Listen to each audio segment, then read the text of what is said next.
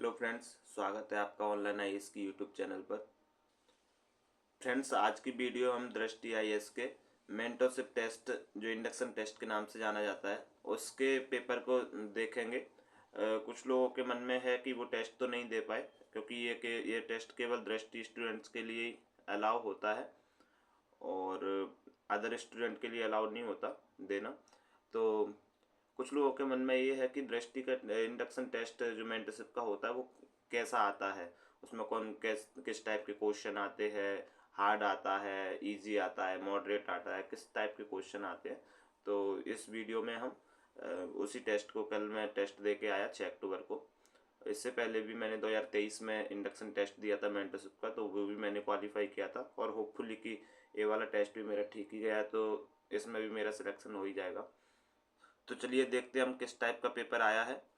चलिए स्टार्ट करते हैं। ये टेस्ट बुकलेट का फ्रंट पेज है, मुझे सेट बी मिला था। ये आपका पहला क्वेश्चन, निम्नलिखित युग्मों पर विचार कीजिए। पॉलिटी से स्टार्ट हुआ है पहला क्वेश्चन। तो एक तरफ संविधान के स्रोत दिए हुए हैं कि कहाँ से, किस संविधान से हमने क्या क्या लिया है, और एक तरफ उसकी विशेषता दी हुई है। ठीक है, तो जैसे पहला क्वेश्चन है कि ऑस्ट्रेलियाई संविधान से हमने क्या लिया, आयरिश संविधान से हमने क्या लिया, आयरिश मतलब आयरलैंड का संविधान।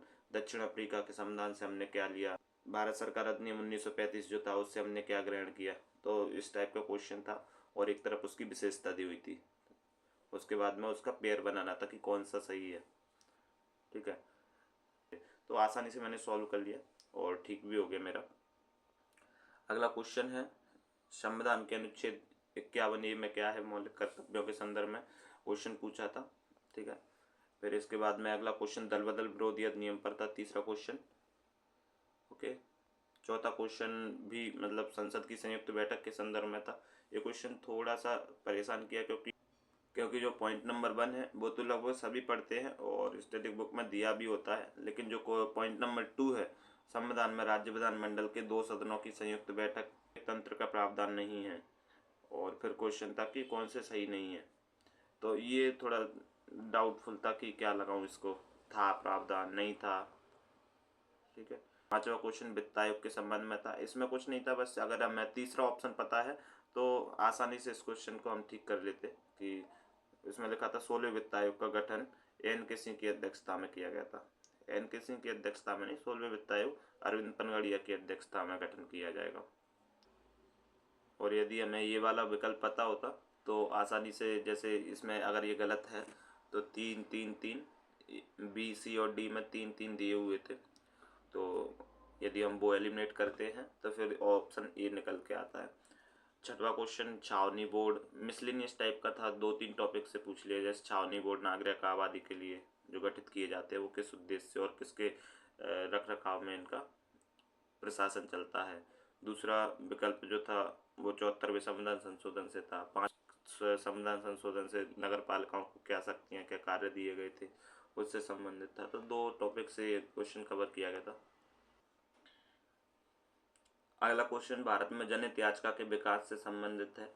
इसमें बेसिक इन्फॉर्मेशन नहीं दी गई है, 2 केस के नाम दिए गए और उनमें क्या मतलब उनमें क्या बोला था सुप्रीम कोर्ट ने, उनके प्रावधान दिए गए हैं। जैसे एक पहला केस दिया है इन्होंने, उत्तरांचल राज्य बनाम बलवंत सिंह चौपालवाद, इसमें क्या स्टेटमेंट दी। दूसरा परमजीत कौर बनाम पंजाब राज्यवाद, इसमें क्या स्टेटमेंट दी जनहित याचिका के संबंध में। तो इस संदर्भ में क्वेश्चन था, पढ़ा तो नहीं था लेकिन अटेम्प्ट जरूर किया, देखते हैं क्या होता है उसका। अभी आंसर की नहीं आई है तो सही नहीं पता। ये क्वेश्चन मेरा गलत हो गया क्योंकि अगला क्वेश्चन 8वां कि दिए गए विकल्पों में कौन स्वतंत्र भारत के पहले मंत्रिमंडल का सदस्य नहीं था। ये तो मुझे पता था कि रफ़ी अहमद किदवई और राजकुमारी अमृत कौर वो थी मंत्रिमंडल में शामिल, बट डाउट हो रहा था कि आई चुंदरीकर और डॉक्टर श्यामा प्रसाद मुखर्जी में से कौन थे कौन नहीं थे, इनमें कन्फ्यूजन थी। तो फिर लास्टली मैंने डॉक्टर श्यामा प्रसाद मुखर्जी को टिक किया, बट मैंने जब घर आकर थोड़ा मैच किया कि इस क्वेश्चन को तो देख ही सकते हैं, तो उसमें दिए हुए थे उनको उद्योग और आपूर्ति मंत्रालय मिला हुआ था। अगला क्वेश्चन भारत में आदर्श आचार संहिता के संबंध में है। जब चुनाव होते हैं तो मॉरल कोड ऑफ कंडक्ट लगाई जाती है, आदर्श आचार संहिता लगाई जाती है, तो इस संदर्भ में क्वेश्चन है। इसमें मॉरल कोड ऑफ कंडक्ट से संबंधित प्रावधान दिए गए हैं। कि चुनाव के घोषणा के तुरंत बाद लागू हो जाती है कि नहीं, इसको वैधानिक समर्थन प्राप्त है कि नहीं, RPA 1951 representation of people's act 1951 के तहत।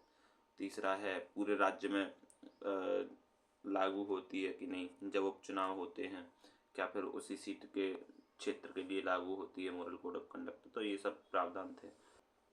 10वां क्वेश्चन है, 10वां क्वेश्चन पॉलिटी से ही था और कथन के संदर्भ में दिया गया था कि संसद अंतर्राष्ट्रीय संधि समझौतों और अभिसमयों को लागू करने के लिए राज्य सूची किसी भी मामले पर कानून बना सकती है। और दूसरा कथन था, यह प्रावधान केंद्र सरकार को अपने अंतर्राष्ट्रीय दायित्वों और प्रतिबद्धताओं को पूरा करने में सक्षम बनाता है।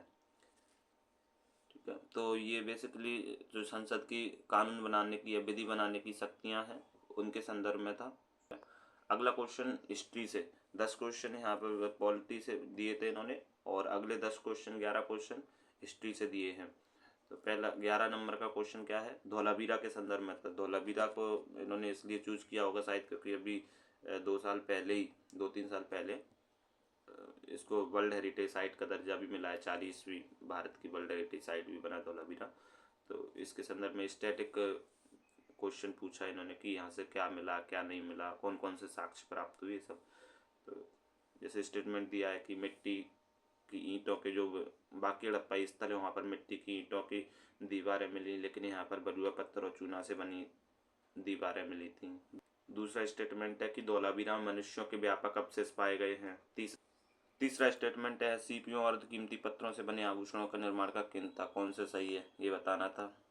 ठीक है, तो यदि आप इसको सॉल्व करना चाहते हैं तो या तो आप एक ये कर सकते हैं कि वीडियो को पॉज कर करके एक एक क्वेश्चन को सॉल्व कर लीजिए, और या फिर यदि आप चाहते हैं कि इस पेपर की शायद हमको पीडीएफ मिल जाती तो इसके लिए मेरा टेलीग्राम चैनल है ऑनलाइन आईएएस के नाम से ही, या तो उसको आप सर्च कर सकते हैं या फिर मैं डिस्क्रिप्शन में इसकी लिंक दे दूंगा।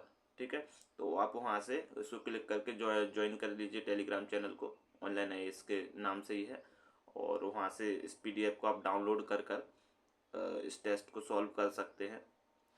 ठीक है, अगला क्वेश्चन है कि निम्नलिखित में से कौन सी ताम्रपाषाण काल की विशेषताएं थी। ताम्रपाषाण काल की विशेषताएं पूछी गई हैं। इसमें दी थी चित्र मिट्टी के बर्तनों का प्रचलन था यहाँ पर, और लोगों ने पहले लोहे का उपयोग शुरू कर दिया था। ठीक है, और तीसरा ऑप्शन था कि धातु है इसको गलाने की एक नई तकनीक का विकास हुआ था पहली बार यहाँ पर इस काल में। इसके बाद में ये जो ऑप्शन दिए हुए थे केवल 1, केवल 2, सभी 3, कोई नहीं। तो जो नए बच्चे हैं वो इसमें कंफ्यूज होते हैं इन ऑप्शंस में अभी भी कि इनका मीन्स क्या होता है, केवल 1 का, केवल 2 का, सभी 3 का, कोई नहीं का। तो इनका बेसिक मतलब ये है कि अब जैसे कि मान लो ये सेकंड ऑप्शन है, सेकंड ऑप्शन मान लो सही होता या सही है। ठीक है, तो यहाँ पर ये नहीं लगाना है कि हमको केवल 2 लगा देना है, और बाकी यदि 1 और 2 3 1 और 3 गलत हैं और केवल 2 सही है। ठीक है, तो इसका मतलब ये नहीं कि यहाँ पर हम ऑप्शन बी लगा देंगे केवल 2, नहीं। स्टेटमेंट कितने सही हैं इस संदर्भ में ये विकल्प दिए हुए हैं। 3 स्टेटमेंट हैं, 3 में से कितने सही हैं, केवल 1 सही है, केवल 2 सही है, सभी तीनों स्टेटमेंट सही है। तो यदि केवल 2 दूसरा स्टेटमेंट सही होता तो ऑप्शन ए इसका आंसर होता, केवल 1। क्यों? क्योंकि केवल एक ही स्टेटमेंट सही है, वो कौन सा ही होता, चाहे दूसरा है, पहला है, तीसरा है, डजेंट मैटर, स्टेटमेंट कितने सही हैं इस संदर्भ में ऐसे विकल्प दिए होते हैं। पहली बार जब 2023 में पेपर आया था इस तरीके के स्टेटमेंट वाला और इस तरीके के विकल्प वाला, तो काफ़ी बच्चे कंफ्यूज हुए थे। मुझे भी थोड़ी, जब मैं पेपर देने गया था यूपीएससी का ही, तो मुझे भी कन्फ्यूजन हुई थी कि इसका मीन्स क्या है। 2024 में भी अच्छे खासे क्वेश्चन आए इससे, तो उस समय तो समझ विकसित हो चुकी थी क्योंकि काफ़ी टेस्ट भी दे चुके थे, मॉक टेस्ट, और उसमें इस तरीके के क्वेश्चन आते थे। और फिर कई एक्सपर्ट्स की वीडियो देख ली थी यूट्यूब पर, तो उन्होंने बता दिया था कि इसका मीन्स क्या होता है इन ऑप्शंस का। ठीक है, तो अगला क्वेश्चन है पाला और प्रतिहारों के प्रशासन के संदर्भ में उपयुक्त शब्द का तात्पर्य है। ये क्वेश्चन मैंने छोड़ दिया था, क्यों? क्योंकि मुझे उस समय याद नहीं आ रहा था कि इसका सही उत्तर क्या हो सकता है, बहुत कंफ्यूज हो रहा था मैं एग्जाम हॉल में, तो इसलिए मैंने इसको स्किप किया क्योंकि नेगेटिव मार्किंग से बचना है। आप भी इस तरीके के क्वेश्चन यदि नहीं आए तो उन पर जोर ज़बरदस्ती नहीं करना है या फिर ज़्यादा गैस वर्क नहीं करना है, और बहुत ही ज़्यादा मतलब क्वेश्चन पढ़ा ही नहीं है तो उसको अटैम्प्ट लेने से बचना है क्योंकि नेगेटिव मार्किंग भी होती है।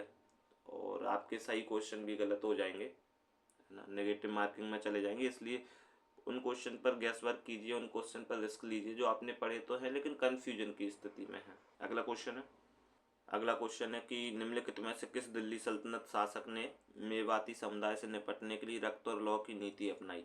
ये क्वेश्चन इजी है, बहुत ही ईजी है, और लूसेंट का फैक्ट मान के चलो इसको, लूसेंट में दिया हुआ है, लेकिन चूंकि मेरी हिस्ट्री वीक है इसलिए ये क्वेश्चन सिंपल होते हुए भी मुझसे गलत हो गया। ठीक है, अगला क्वेश्चन है महात्मा गांधी दक्षिण अफ्रीका में किस अधिनियम के खिलाफ आंदोलन में शामिल थे। ये भी क्वेश्चन मुझसे गलत हो गया, क्योंकि ए और बी तो मुझे पता था कि नहीं है, लेकिन सी और डी में मैं कंफ्यूज हो रहा था। मतलब एशियाई पंजीकरण अधिनियम के खिलाफ आंदोलन जो हो रहा था उसमें शामिल थे या मूल निवासी प्रतिनिधित्व अधिनियम के आंदोलन में शामिल थे, बहुत कन्फ्यूजन हो रही थी। पर मैंने लास्टली मूल निवासी वाला चूज किया। इंग्लिश देखी थी उसकी, तो इंग्लिश की वजह से मेरा रुझान इसकी तरफ गया, मूल निवासी प्रतिनिधित्व अधिनियम की तरफ। ठीक है, अगला क्वेश्चन है 1936 में हस्ताक्षरित बॉम्बे घोषणा पत्र ने समाजवादी आदर्शों के प्रचार प्रसार का खुलकर विरोध किया। वही कथन निष्कर्ष के संदर्भ में हिस्ट्री का ही क्वेश्चन है। ठीक है, दूसरा कथन है जवाहरलाल नेहरू के 1936 के लखनऊ अधिवेशन के भाषण की प्रतिक्रिया थी जिसमें समाजवाद को अपनाने की वकालत की गई थी। अब देखो इस तरीके के क्वेश्चन कैसे सॉल्व करते हैं, जब कथन के या कथन कारण दिए गए हों या कथन कथन दिए गए हों, तो आप एक कथन को पूरा पढ़ने के बाद में दूसरे कथन को चालू करने से पहले क्योंकि, दूसरे कथन को पढ़ने से पहले क्योंकि वर्ड जोड़ा करिए। उसके बाद आप दूसरे वर्ड पैरा को पढ़ेंगे तो आप एक लिंक समझ में आएगी कि पहले पैरा से दूसरे या पहले स्टेटमेंट से दूसरे स्टेटमेंट की लिंक बन रही है या नहीं बन रही। जैसे एग्जाम्पल के लिए मैं इसी क्वेश्चन को पढ़ता हूँ। 1936 में हस्ताक्षरित बॉम्बे घोषणा पत्र ने समाजवादी आदर्शों के प्रचार का खुलकर विरोध किया क्योंकि यह जवाहरलाल नेहरू के 1936 के लखनऊ अधिवेशन के भाषण की प्रतिक्रिया थी जिसमें समाजवाद को अपनाने की वकालत की गई थी। इसको पढ़ने के बाद क्योंकि जोड़ा, पढ़ने के बाद ऐसा लग रहा है कि दोनों स्टेटमेंट सही हैं और पहले स्टेटमेंट का दूसरे स्टेटमेंट जो है वो व्याख्या भी कर रहा है। ठीक है, तो आप इस तरीके से ट्राई करके देखिए, 2 4 6 10 क्वेश्चन आप पाएंगे जनरली कि यदि आपको वो क्वेश्चन के बारे में इंफॉर्मेशन थी, जानकारी थी, तो वो क्वेश्चन आपका सही हो जाएगा। ठीक है, अगला क्वेश्चन हुमायूं के मकबरे के संदर्भ में है। हुमायूं के मकबरे के संदर्भ में काफ़ी डिटेल क्वेश्चन मान सकते हैं इसको, क्योंकि उसके लगभग सभी फीचर पूछ लिए गए हैं कि हुमायूं का मकबरा भारतीय उपमहाद्वीप में पहला प्रमुख उद्यान मकबरा था, दूसरा इसको किसने बनवाया था, तीसरा हुमायूं का मकबरा है तो चूँकि हुमायूं के संदर्भ में भी पूछ लिया कि हुमायूं की स्थापत्यिक उपलब्धियों में कौन कौन सी चीज़ें शामिल थी। ठीक है, फिर चौथा स्टेटमेंट है कि जो हुमायूं नामा था वो किसने लिखवाया था।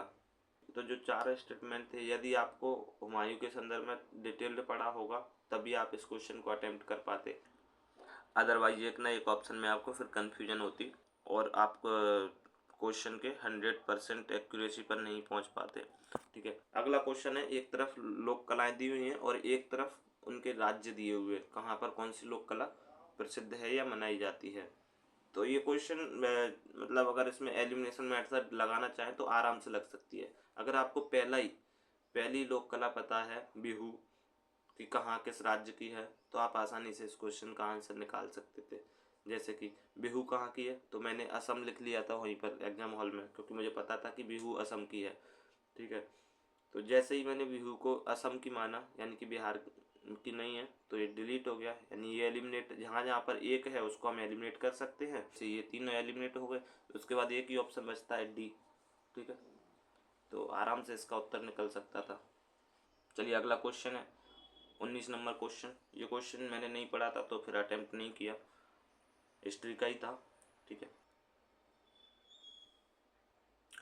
ये क्वेश्चन काफ़ी लड्डू दिया था उन्होंने, शांति निकेतन विश्वविद्यालय के संदर्भ में दिया हुआ था कि शांति निकेतन जिसे यूनेस्को की वर्ल्ड हेरिटेज साइट के रूप में नामित किया गया था किस राज्य में है।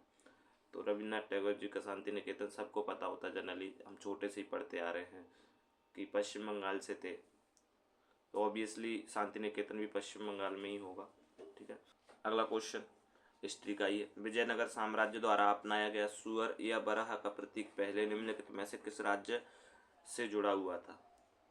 चलिए अगला क्वेश्चन है जियोग्राफी के क्वेश्चन स्टार्ट हो गए। अभी तक पॉलिटी के और हिस्ट्री के क्वेश्चन हमने देख लिए, अब जियोग्राफी के क्वेश्चन है। सवाना जलवायु के संदर्भ में निम्नलिखित कथनों पर विचार कीजिए। वो स्टेटमेंट है, सवाना की विशेषताएं बताई गई हैं। ठीक है, आप इसको वीडियो पॉज करके अटेम्प्ट कर सकते हैं, मैंने इसको अटेम्प्ट नहीं किया था। अगला क्वेश्चन है, 3 स्टेटमेंट दिए हुए हैं। चीन दुनिया का सबसे बड़ा चावल का उत्पादक है। दूसरा, भारत दालों का सबसे बड़ा आयातक है। तीसरा, हरित क्रांति के कारण दालों के उत्पादन में वृद्धि हुई। देखिए ये क्वेश्चन यदि आपको कॉमन सेंस लगाएंगे तो क्वेश्चन ठीक हो जाएगा, यदि ज़्यादा दिमाग लगाएंगे तो क्वेश्चन गलत हो सकता है, और मैंने ज़्यादा दिमाग ही लगा लिया इसलिए क्वेश्चन मुझसे गलत हो गया। क्योंकि देखो पहला स्टेटमेंट तो ठीक है कि चीन दुनिया का सबसे बड़ा चावल उत्पादक है, ठीक है। इसके बाद में दूसरा स्टेटमेंट है, भारत दालों का सबसे बड़ा आयातक है, इम्पोर्टर है। हमने ये तो पढ़ा है कि भारत दालों का सबसे बड़ा उपभोक्ता है और सबसे बड़ा उत्पादक भी है, लेकिन हम थोड़ा दिमाग लगाएं तो ये जनरली फंस सकते हैं कि भारत सबसे बड़ा आयातक भी है दालों का। क्योंकि जब हम उपभोक्ता हैं, ठीक है, उत्पादन भी सबसे ज़्यादा करते हैं, तो फिर आयात कैसे करेंगे? ये क्वेश्चन मतलब दिमाग में थोड़ा आ सकता है, बैक माइंड में। और वही हुआ मेरे साथ भी, मैंने भी इसको सोचा कि भाई उपभोक्ता है ठीक है, लेकिन उत्पादक भी तो सबसे बड़ा है, तो फिर आयात क्यों करेंगे हम? बट आयातक भी है भारत सबसे बड़ा दालों का। तीसरा स्टेटमेंट था, हरित क्रांति के कारण दालों के उत्पादन में वृद्धि हुई। नहीं, ये स्टेटमेंट ठीक नहीं है, क्योंकि हरित क्रांति के कारण दालों के उत्पादन में कमी आई है, वृद्धि नहीं हुई। सबसे ज़्यादा वृद्धि हुई तो वो 2 फसलों को लाभ हुआ, गेहूँ को और धान को, ठीक है, चावल को। 2 फसलें सबसे ज़्यादा हरित क्रांति से लाभान्वित हुई, बाकी फसलों को नुकसान हुआ है, क्योंकि उनके उत्पादन क्षेत्र में हरित क्रांति के बाद से निरंतर कमी आई है लगभग। चलिए अगला क्वेश्चन है, मृदा है एक, मतलब कि एक मृदा की विशेषताएं दी हुई है एक क्वेश्चन में, और बताना है कि ये कौन सी मृदा की विशेषता है। लिखा हुआ है कि इस मृदा की विशेषता उच्च आर्द्र सामग्री, मध्यम से निम्न पारगम्यता और कम पीएच वैल्यू होती है। जलभराव की स्थिति में कार्बनिक पदार्थ, क्वेश्चन में लिखा 70% से अधिक सांद्रता के संचय से निर्मित, इसमें उच्च कार्बनिक सामग्री होती है। प्रश्न के संदर्भ में मृदा है, 4 ऑप्शन दिए, काली मृदा, लेटराइट मृदा, पीटमय मृदा, लाल मृदा। अब देखिए अगर यहाँ पर हम एक दो चीज पकड़ते हैं, एक पीएच वैल्यू कम हो, यानी पीएच वैल्यू कम होने का मतलब क्या है, मृदा की प्रकृति अम्लीय प्रकार की होगी। और दूसरा दिया हुआ है कि जल भराव की स्थिति में कार्बनिक पदार्थों के संचयन से निर्मित होती है, ठीक है। तो जल भराव यानी दलदली क्षेत्र में, तो अब दलदली क्षेत्र में कौन सी मृदा इनमें से पनप सकती है या निर्मित हो सकती है? तो काली मृदा तो नहीं होती, क्योंकि काली मृदा का निर्माण तो लावा के इरप्शन के बाद में होता है। ज्वालामुखी का लावा जब निकलता है तो उसके इरप्शन के बाद वो ठंडी होकर कई मिलियन वर्ष के बाद में वो मृदा के रूप में हमें उपलब्ध होती है, काली मृदा। और दूसरा लेटराइट मृदा। तीसरा ऑप्शन था पीटमय मृदा। पीटमय मृदा ऑप्शन इसलिए ठीक है क्योंकि इसमें सारी विशेषताएं फुलफिल हो रही हैं, ठीक है। और लाल मृदा तो इसमें हो ही नहीं सकती कैसे भी, क्योंकि वहाँ तो जल की इतनी मात्रा होती नहीं है लाल मृदा के क्षेत्र में। अगला क्वेश्चन है कि एक कथन दिया हुआ शासन रीजनिंग का है, अभिकथन और कारण का। जियोग्राफी का ही है, भूमध्य सागरीय जलवायु क्षेत्र में सर्दियों में बारिश होती है। वहीं यहाँ पर भी देखिए जब कथन वाले क्वेश्चन आते हैं वहाँ भी क्योंकि वर्ड जोड़ के हम क्वेश्चन को ठीक कर सकते हैं, और यहाँ भी क्योंकि जोड़ के हम क्वेश्चन को ठीक कर सकते हैं। क्या लिंक बैठ रही है दोनों स्टेटमेंट में? जैसे इसमें आश्वासन यानी अभिकथन में लिखा होगा भूमध्य सागरीय जलवायु क्षेत्रों में सर्दियों में बारिश होती है, क्योंकि कारण सर्दियों के दौरान पछुआ हवाएं महासागरों से नमी लाती हैं जिससे वर्षा होती है। आप देखेंगे कि सर्दियों में महाद्वीप पर उच्च दाब का केंद्र बनता है और महासागरों में निम्न दाब का केंद्र बनता है। और आपको जब जियोग्राफी पढ़ी होगी तो आपको ध्यान होगा कि जो पवन है या हवा है वो उच्च दाब से निम्न दाब की ओर चलती है। तो सर्दियों में हवाएं महाद्वीप से महासागर की ओर चलती है, यानी कि महासागर से महाद्वीप की ओर नहीं चलती। और कारण वाले स्टेटमेंट में क्या लिखा हुआ है कि सर्दियों के दौरान पछुआ हवाएं महासागरों से नमी लाती हैं जिससे वर्षा होती है। बल्कि हमने क्या पढ़ा है कि सर्दियों में हवाएं महासागरों से महाद्वीप की नहीं ओर नहीं चलती बल्कि महाद्वीप से महासागरों की ओर चलती है, अर्थात दूसरा स्टेटमेंट गलत हो जाएगा। इसलिए ऑप्शन सी इसका सही उत्तर हो सकता है, यानी ए सत्य है लेकिन आर असत्य है। ठीक है, अगला क्वेश्चन है जियोग्राफी का ही है। 4 झीलें दी हुई हैं और इनको दक्षिण से उत्तर की दिशा में सही क्रम में सजाना है या सही क्रम में लगाना है। तो 4 झीलें कौन कौन है? सोमरिधि है, सस्तम कोट्टा है, रुद्र सागर है, चिल्का है। ठीक है, तो आपको सोमरिधि, इसमें से दो दो भी पता है तब भी इसका आंसर आप लगा सकते हैं। जैसे सोमरिधि है, सोमरिधि कहाँ पर है? उधर हिमाचल प्रदेश लद्दाख क्षेत्र में। चिल्का कहाँ पर है? इधर उड़ीसा साइड में। सस्तम कोट्टा कहाँ है? नाम से स्पष्ट हो रहा है कि सस्तम कोट्टा कहीं साउथ में ही होगी। तो इससे यदि हमें ये पता है कि सस्तम कोट्टा नीचे है केरल या फिर तमिलनाडु में, तो इसका आंसर निकाल सकते हैं, यानी कि दो विकल्प एलिमिनेट हो सकते हैं, ये और भी। और यदि हमको सोमरिधि के बारे में पता है, सोमरिधि झील के बारे में पता है, तो आसानी से फिर इसका उत्तर पहली बार में ही निकल आएगा, क्योंकि जैसे ही हमको सोमरिधि के बारे में पता है कि ये लद्दाख में है, तो दक्षिण से उत्तर की ओर जब हम सजाएंगे इनका क्रम, तो उत्तर में सबसे ऊपर यही आएगी, मतलब सबसे लास्ट में सोमरिधि झील का ही ऑप्शन होगा। तो देखिए, फिर केवल ऑप्शन सी ऐसा है जिसमें केवल एक लास्ट में दिया हुआ है, बाकी सब में पहले या फिर बीच में दिए हुए हैं। ठीक है, तो इसका ऑप्शन आसानी से निकल सकता था उत्तर सी। अगला क्वेश्चन है नदियों और उनकी सहायक नदियों के युग्म के संदर्भ में विचार कीजिए। 3 नदियां दी हुई हैं और उनकी सहायक नदी दी हुई हैं। ठीक है, तो ये क्वेश्चन मेरा गलत हो गया, क्योंकि कृष्णा नदी के बारे में तो जो मूसी है उसकी सहायक नदी मुझे पता था, लेकिन गोदावरी की प्राणहिता, मंजरा, ये सब मुझे पता थी। सबरी जो इसकी सहायक नदी है वो मैंने पढ़ी तो थी लेकिन ध्यान नहीं आ रही थी उस समय। महानदी की भी इब वगैरह मुझे ध्यान नहीं है, इसलिए मैंने केवल 2 युग्म लगाए, बल्कि इसमें तीनों युग्म सही है। ठीक है, अगला क्वेश्चन है जल दक्षता के संदर्भ में निम्नलिखित फसलों को बढ़ते क्रम में व्यवस्थित। जल दक्षता यानी वाटर एफिशिएंसी का मतलब है कि कौन सी फसल सबसे कम पानी का उपयोग करके उपज सकती है। ठीक है, तो इसमें बढ़ते क्रम में लगाना, यानी सबसे कम पहले, यानी जिसकी वाटर एफिशिएंसी सबसे कम हो और सबसे ज़्यादा हो, उस क्रम में सजाना है हमको। तो सबसे कम वाटर एफिशिएंसी इनमें से किसकी हो सकती है? गन्ना, कपास, सरसों, मूंग। तो ऑब्वियसली गन्ना को सबसे ज़्यादा पानी लगता है, तो एक तो ये ऑप्शन हो सकता है कि गन्ना सबसे पहले आए और उसके बाद में कपास, सरसों, मूंग कौन सा आएगा।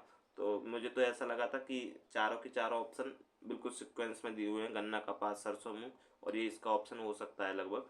ठीक है, अगला क्वेश्चन है निम्नलिखित युग्मों पर विचार कीजिए। 3 स्थल दिए हुए हैं और 3 खनिज दिए हुए हैं जहाँ पर ये प्राप्त होते हैं। जैसे मलाजखंड दिया हुआ है, तो मलाजखंड किसके लिए प्रसिद्ध है? तांबा के लिए। दूसरा ऑप्शन है भंडारा, मैग्नीज के लिए। कुड़प्पा बेसिन, यूरेनियम के लिए। तो मुझे इसमें केवल 2 युग्म ठीक लगे, पहला और दूसरा, इसलिए मैंने केवल 2 लगाया। अगला क्वेश्चन है निम्नलिखित में से कौन सी नदी पश्चिम की ओर बहती है? पोन्नयार, सरवती, पेन्नार, बैगई। बैगई तो मुझे पता था कि ये ऑप्शन नहीं है, क्योंकि ये तो तमिलनाडु में बहती है, उधर बंगाल की खाड़ी में जाके विलीन हो जाती है। उसके बाद में मुझे पेन्नार और पोन्नयार में डाउट हो रहा था कि कौन सी हो सकती है। पेन्नार केरल की नदी है, तो ये मुझे लग रहा था कि ये हो सकती है शायद, लेकिन इसका उत्तर सरवती नदी है। ठीक है, ये क्वेश्चन मेरा गलत हो गया। यदि कोई व्यक्ति जैसलमेर से पलक्कड़ तक केवल स्थल मार्ग से यात्रा करने का निर्णय लेता है, तो मूल और गंतव्य राज्य को छोड़कर उसे न्यूनतम कितने राज्यों से होकर गुजरना होगा? ठीक है, अब जैसलमेर कहाँ है? जिसको ये दोनों स्थल पता है वो इसका आंसर आसानी से निकाल सकता है। यदि इसको दोनों स्थल के राज्य नहीं पता तो उसको कन्फ्यूजन होगी। जैसे जैसलमेर तो सबको पता होगा कि राजस्थान में है, लेकिन पलक्कड़ में कन्फ्यूज हो सकता है कि ये कर्नाटक का ज़िला है या स्थान है या फिर केरल का या तमिलनाडु का है। मुझे भी पहले अगर 30 सेकंड मैंने उसको अटेम्प्ट किया तो मुझे भी कन्फ्यूजन हुई कि कर्नाटक का है कि तमिलनाडु का है कि केरल का है। फिर बाद में मैंने इसको स्किप किया। फिर जब मेरे क्वेश्चन सारे हो गए तो लास्ट के 20 मिनट जब बचे, तब मैं इस क्वेश्चन को अटेम्प्ट किया और तब मेरे दिमाग में आया कि पलक्कड़ जो डिस्ट्रिक्ट है वो केरल का है। और जैसे ही मुझे ये केरल का निर्णय हो गया कि केरल का है, तो फिर राजस्थान को, केरल को छोड़कर कितने और राज्य होंगे या कितने और स्थल ये राज्य हो सकते हैं जहाँ से हम आकर इस स्थल पर पहुँच सकते हैं। तो इसके बाद जैसे जैसे जैसलमेर, राजस्थान, इसको छोड़ दीजिए, तो पहला ऑप्शन क्या आएगा? गुजरात। दूसरा महाराष्ट्र। तीसरा गोवा नहीं जाना है, सीधे कर्नाटक के लिए एंटर कर सकते हैं, और उसके बाद में केरल में एंटर करेंगे। तो कितने राज्य? गोवा, महाराष्ट्र और कर्नाटका, 3 राज्य हो गए। तो केवल 3 राज्यों से होकर भी कोई व्यक्ति जैसलमेर से पलक्कड़ पहुंच सकता है। ठीक है, अगला क्वेश्चन। अब ये ज्योग्राफी क्वेश्चन खत्म हो गए और इकोनॉमी के क्वेश्चन स्टार्ट हो गए, अर्थव्यवस्था के। ठीक है, तो यहाँ पर रेपो रेट वगैरह के संदर्भ में दिया हुआ कि रेपो रेट की रेट अगर बढ़ाती है आरबीआई तो इसका क्या प्रभाव पड़ेगा बॉन्ड के संदर्भ में, बॉन्ड यील्ड पर, बॉन्ड की कीमतों पर। ठीक है,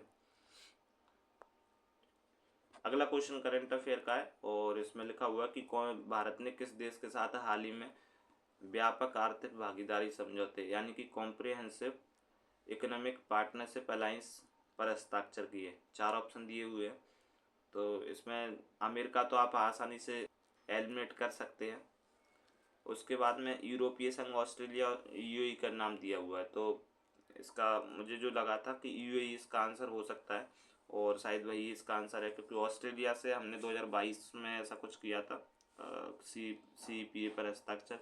यूएई पर अभी किए हैं 2022-23 में।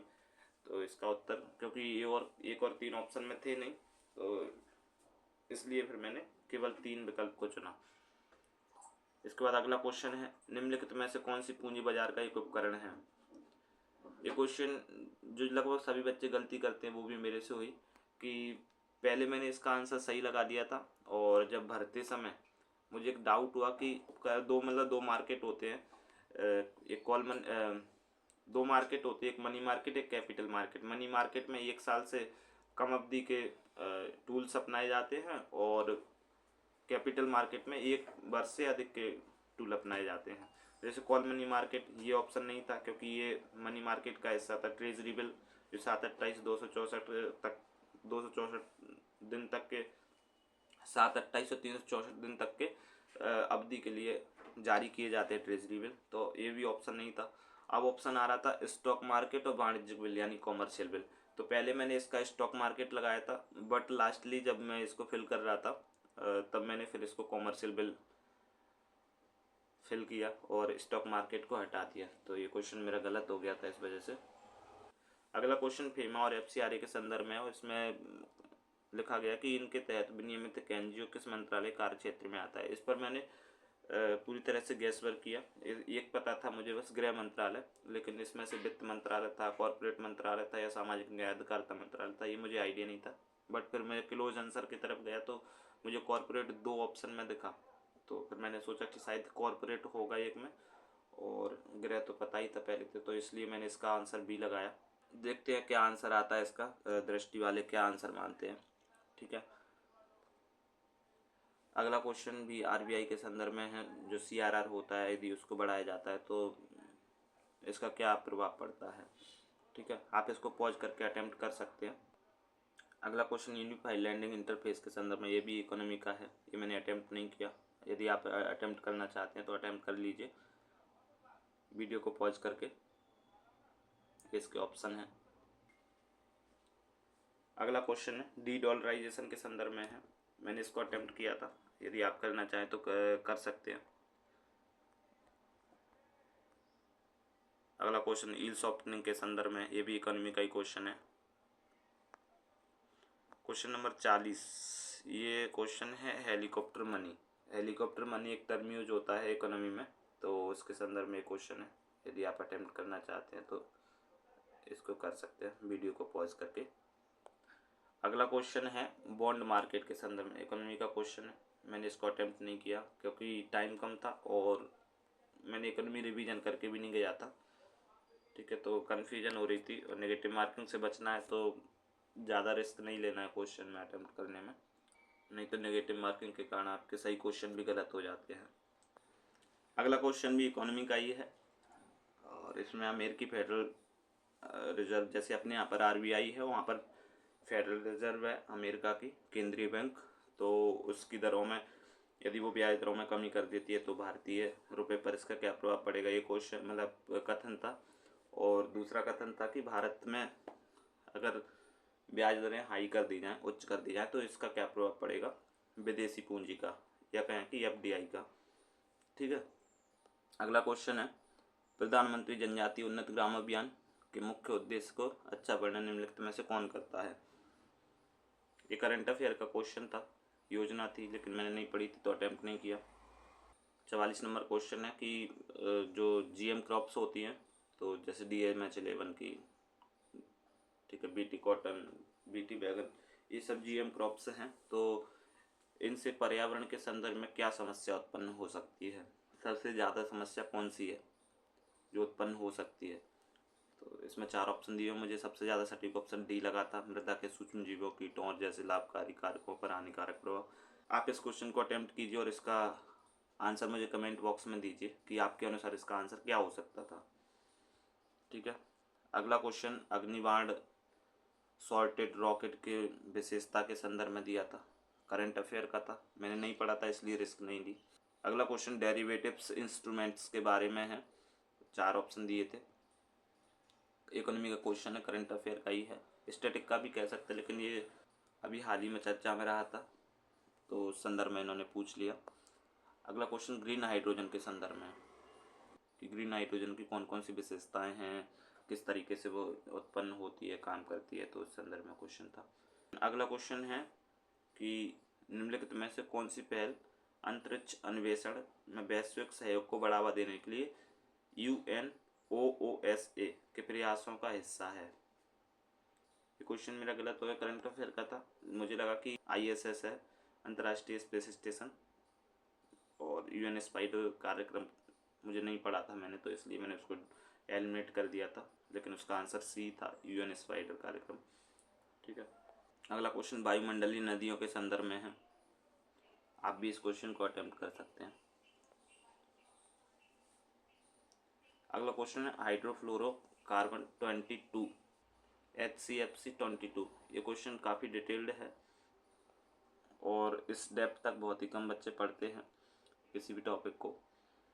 ठीक है, तो आप भी इस क्वेश्चन को अटेम्प्ट करके देखिए सही होता है या नहीं होता आपका।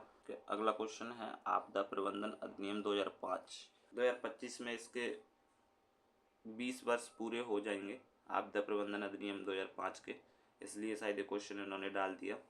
और इसमें लिखा हुआ था कि जो आपदा प्रबंधन अधिनियम के तहत राष्ट्रीय कार्यकारी समिति है वो पूरे देश के लिए योजना तैयार करने हेतु जिम्मेदार होती है। और दूसरा ऑप्शन था कि राहत पीड़ितों के प्रति भेदभाव के प्रति प्रतिषेध अधिनियम, यानी इस अधिनियम में राहत पीड़ितों के प्रति भेदभाव के संदर्भ में कोई प्रावधान नहीं किया गया है, क्योंकि ऐसा माना जाता है कि भारतीय संविधान की भावना में भेदभाव, प्रतिषेध अंतर्निहित है और कौन सा सही नहीं है। तो मुझे लगा था कि इसका दोनों ऑप्शन ठीक है, इसलिए मैंने ना तो एक ना तो दो ही ऑप्शन चूज किया। अगला क्वेश्चन था निम्नलिखित प्रौद्योगिकियों पर हस्तक्षेप पर विचार कीजिए। 4 प्रौद्योगिकी दी थी, डिजिक्लैम पेमेंट मॉड्यूल, एस्टैक, CROPIC, weather information network and data system.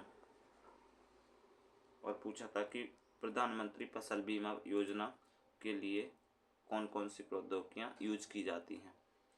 नहीं पढ़ा था मैंने इसके बारे में, इसलिए मैंने अटेम्प्ट नहीं किया। अगला क्वेश्चन है केंद्रीय बजट में चर्चित रहे इस टू ट्रेस टू जुबाब, डेरेक्सटेकन, ओसिम टर्नेव और दुर्बालुमाब पद किस संबंध में चर्चा में रहे थे और इनको पूर्णतः सीमा शुल्क से मुक्त कर दिया गया है। ऑप्शन थे कैंसर के इलाज हेतु दवाएं, नवीन स्टार्टअप्स, मछली की नई खोजी गई प्रजाति, उपयुक्त में से कोई नहीं। तो अब सीमा शुल्क से मुक्त कर रहे हैं तो मछली की खोजी गई प्रजाति तो लगभग नहीं होगा इसका आंसर, और स्टार्टअप हो सकते थे, लेकिन स्टार्टअप के ऐसे नाम तो नहीं होते हैं। तो आप कॉमन सेंस से, मैंने नहीं पढ़ा था इस क्वेश्चन को फिर भी अटेम्प्ट किया, कॉमन सेंस से इस क्वेश्चन को अटेम्प्ट कर सकते, या तो ऑप्शन ए होता ऑप्शन डी होता, दो में से एक कोई हो सकता था। तो ऑप्शन ए ज़्यादा मुझे सटीक लग रहा था, इसलिए मैंने वही लगाया। और जब मैंने घर आकर मिलान किया तो उसका सही आंसर यही था कि कैंसर के लिए इन दवाओं का यूज़ किया जाता है। ठीक है, अगला क्वेश्चन मनी इन्फ्लेशन या मुद्रास्फीति के संदर्भ में दिया हुआ है। ठीक है, स्टैगफ्लेशन और WPI जो थोक मूल्य सूचकांक है उस संदर्भ में हेडलाइन मुद्रास्फीति, फ्लिप्स वक्र में मुद्रास्फीति और बेरोजगारी के बीच क्या संबंध बताया जाता है, तो वो सब दिए हुए थे। मैंने बना के भी देखा था फिलिप्स वक्र को। अगला क्वेश्चन पूर्वोदय योजना के बारे में है। प्रधानमंत्री ने हाल ही में घोषणा की थी पूर्वोदय योजना, पूर्वोत्तर के विकास के लिए। तो ये क्वेश्चन मेरा ठीक है, क्योंकि इसमें इसका उद्देश्य है कि मानव संसाधन विकास और आर्थिक अवसरों का सृजन। और भी उद्देश्य थे, उनमें 2 ये उद्देश्य हैं। और दूसरा, इनमें इस योजना से 5 राज्यों को लाभ मिलेगा। और इसमें लिखा हुआ है यह योजना केवल 2 राज्यों के लिए है। तो ये ऑप्शन अगर एलिमिनेट करते हो पहला पता है तो आसानी से इसका उत्तर निकल आएगा। अगला क्वेश्चन ट्रांसभाषा के संदर्भ में है। करंट अफेयर से लिंक करके इस क्वेश्चन को पूछा गया है। और यदि आपने करंट अफेयर पढ़ा है और स्टैटिक पार्ट ट्रांसभाषा का पढ़ा है तो आप इस क्वेश्चन को अटेम्प्ट करिए। ठीक है, इसके ऑप्शन दे दिए हुए हैं। ये देखिए, जूम मैं आपके लिए जूम कर दे रहा हूँ, ये रहा। अगला क्वेश्चन भारत के अंतरिक्ष यानों में रॉकेट इंजन के संदर्भ में, GSLV और PSLV ये कौन से क्रायोजेनिक इंजन का यूज करते हैं और कौन से ईंधन का यूज करते हैं, तो उस संदर्भ में है। ठीक है, ये इसका तीसरा ऑप्शन, और ये नीचे इसके विकल्प दिए हुए हैं। अगला क्वेश्चन साइंस एंड टेक्नोलॉजी के संदर्भ में है। सर्टेन वगैरह मैंने अटेम्प्ट नहीं किया क्योंकि पढ़ा नहीं था, आप इस क्वेश्चन को अटेम्प्ट कर सकते हैं। ये क्वेश्चन 59 भी quantum diamond science and technology का ही है। ठीक है, तो आप इस क्वेश्चन को भी अटेम्प्ट कर सकते हैं वीडियो को पॉज करके। 60 नंबर क्वेश्चन एस्ट्रोसेट के संदर्भ में, एक बहु संस्थान सहयोगी परियोजना जो किसके लिए जानी जाती है, किसके लिए बनी है। तो मुझे एग्जाम हॉल में इसका सही उत्तर क्षुद्रग्रह वेन्यू का अध्ययन करने के लिए अंतरिक्ष यान लग रहा था, लेकिन जब मैंने घर आके इसको मिलान किया तो ऑप्शन सी इसका सही उत्तर है। बहुतरंग दैर्ध्य अंतरिक्ष दूरबीन है एक एस्ट्रोसेट। ठीक है, तो ठीक है, आज के इस वीडियो में हमने GS के क्वेश्चन देखे इंडक्शन टेस्ट के मेंटरशिप की दृष्टि के। और अगली वीडियो छोटी बनाऊंगा जिसमें CSET के 40 क्वेश्चन को मैं कवर करूंगा, क्योंकि इसमें इसलिए नहीं मैं इंक्लूड कर रहा हूँ, वीडियो काफ़ी लंबी हो रही है और इस वजह से आप लोगों को अरुचि हो सकती है। तो मैंने सोचा इसको 2 पार्ट में, एक GS वाला और एक CSET वाला, 2 पार्ट में इस टेस्ट को मैं बांट दूँ।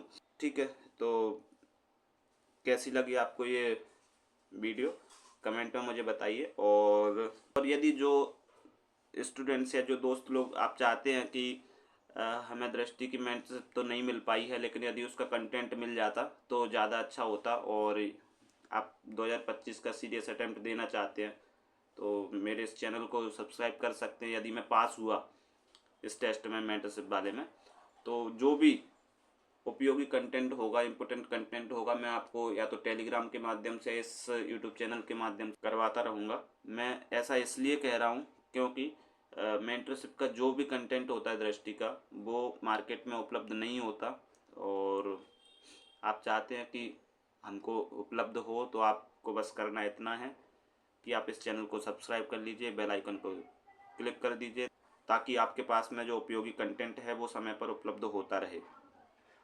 ठीक है, तो आज की इस वीडियो में इतना ही। मिलते हैं नेक्स्ट वीडियो में CSET के क्वेश्चंस के साथ। Thank you.